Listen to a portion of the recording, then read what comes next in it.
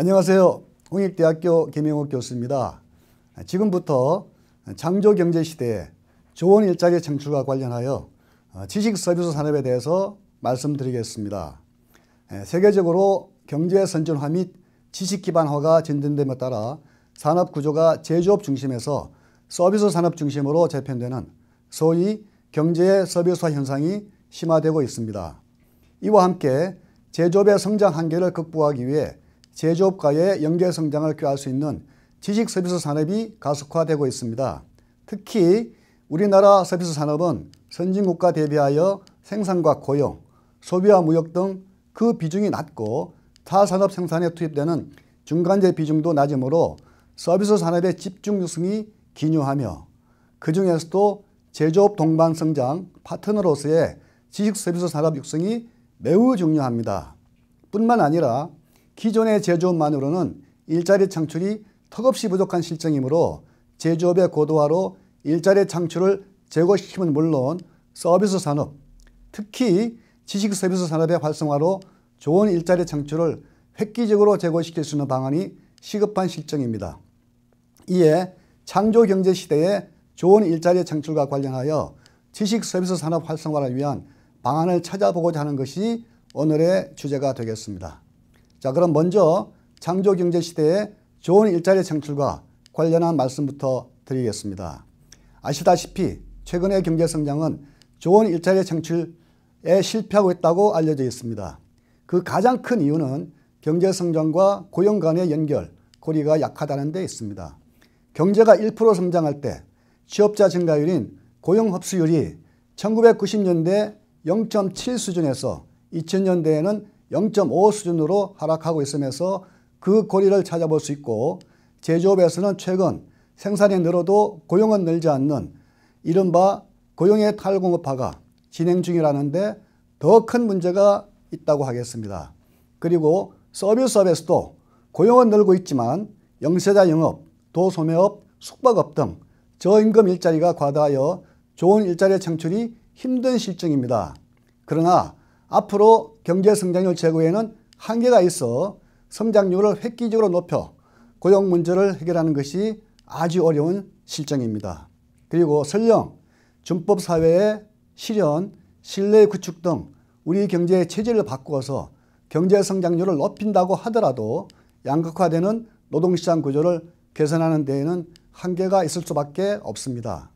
따라서 똑같은 경제 성장률을 달성하더라도 일자리가 더 많이 생기는 방향으로 경제 성장의 내용을 바꿔야 하고, 그러려면 일자리 중심 또는 고용 중심의 경제 정책 목표를 세워야 할 것입니다. 아울러 경제 시스템을 사람 중심의 이해관계자 체제로 유도해야 합니다. 기업도 이윤 추구를 그 기본으로 하지만 이윤을 실현하는 방법에는 여러 가지가 있을 수가 있습니다. 현재와 같이 단기 주주 이익 극대화 체제에서는 사람을 비용 발생자로 간주할 수밖에 없고, 기계에 의한 노동의 대치와 인력 감축이 행해질 것이며, 이는 글로벌 경쟁 압력 및 IT 혁명과 맞물려 양극화와 고용 없는 성장을 초래할 것이기 때문입니다. 하버드 대학의 경영학 교수인 마이클 포터는 기업의 목표가 이윤 추구와 더불어 사회 가치 창조에 있다고 주장한 바 있으며, 예일 대학 경제학 교수인 로버트 실러는 선한 기업을 제안하면서 이윤 추구와 사회적 기여를 경영 목표로 기업 정관에 명시하자고 주장한 바 있습니다. 이같이 사람에 대해 투자하고 사람을 더 많이 고용해서 매출을 올리고 이윤을 늘리겠다는 인식의 변화가 없이는 노동시장의 양극화를 해소하고 좋은 일자리를 많이 만들 수 없을 것입니다. 따라서 앞으로는 고용 우수 기업에 대한 사회평가 시스템을 구축하고 기업 평가 시에도 고용 요소를 더 많이 반영할 필요가 있을 것입니다. 자, 그렇다면 이런 목표를 달성할 수 있도록 활성화시켜야 되는 산업에는 어떠한 것들이 있을까요? 창조경제 시대의 좋은 일자리 창출에 가장 근접한 산업이 바로 지식 서비스 산업입니다. 최근 경제의 선진화 및 지식 기반화가 진행됨에 따라 산업 구조가 소위 제조업 중심에서 서비스업 중심으로 재편되는 경제의 서비스 현상이 심화되고 있으며, 특히 지식 서비스 산업의 발전이 가속화될 전망입니다. 지식 서비스 산업이란 지식을 창출, 가공, 활용, 유통시키거나 지식이 체화된 중간재를 생산 활동에 집약적으로 활용하여 고부가가치의 서비스를 제공하는 산업이며, 예를 들면 통신, 금융보험, 사업서비스, 교육, 보건, 사회복지, 오락, 문화, 운동 서비스업 등이 여기에 속합니다.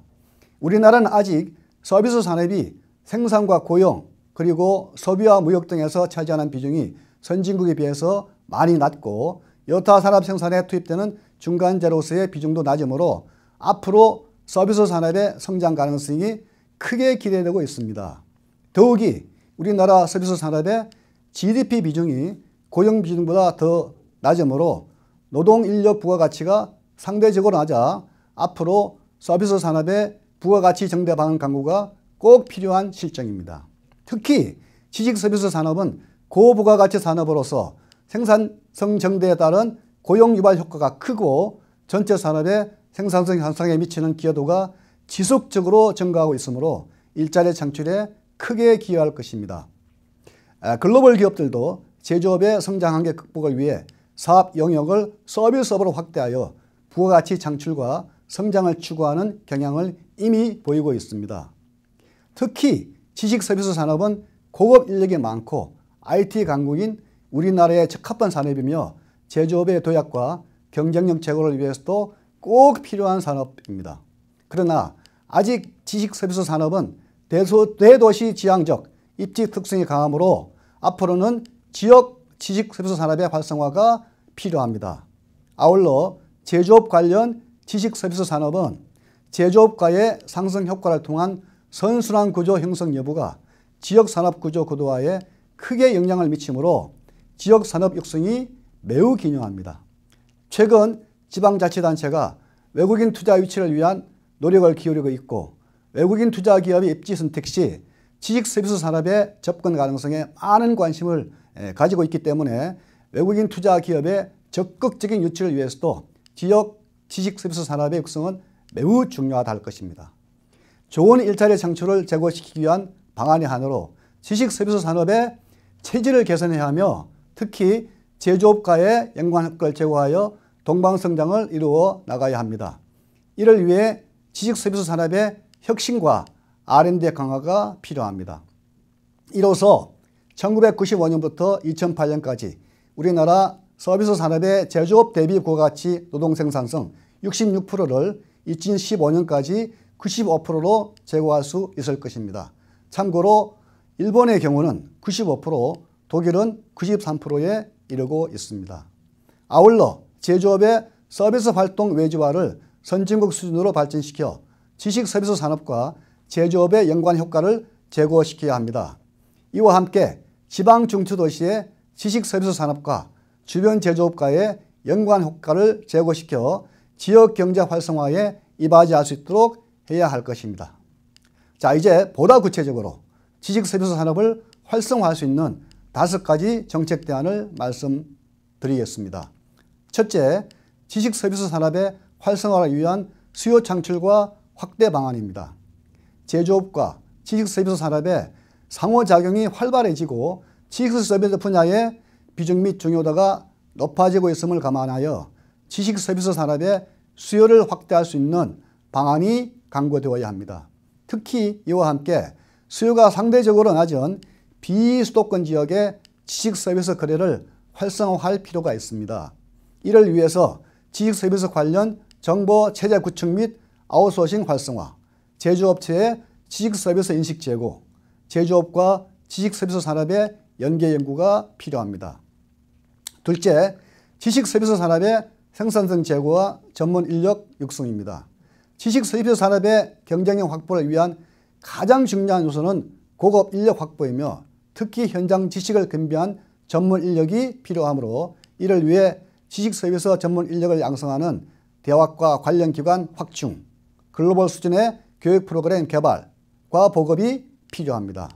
특히 지식 서비스는 IT와의 접목을 통해서 새로운 영역을 창출하므로 IT의 활용이 매우 중요하며 지식 서비스와 IT의 연계 연구 강화가 꼭 필요할 것입니다.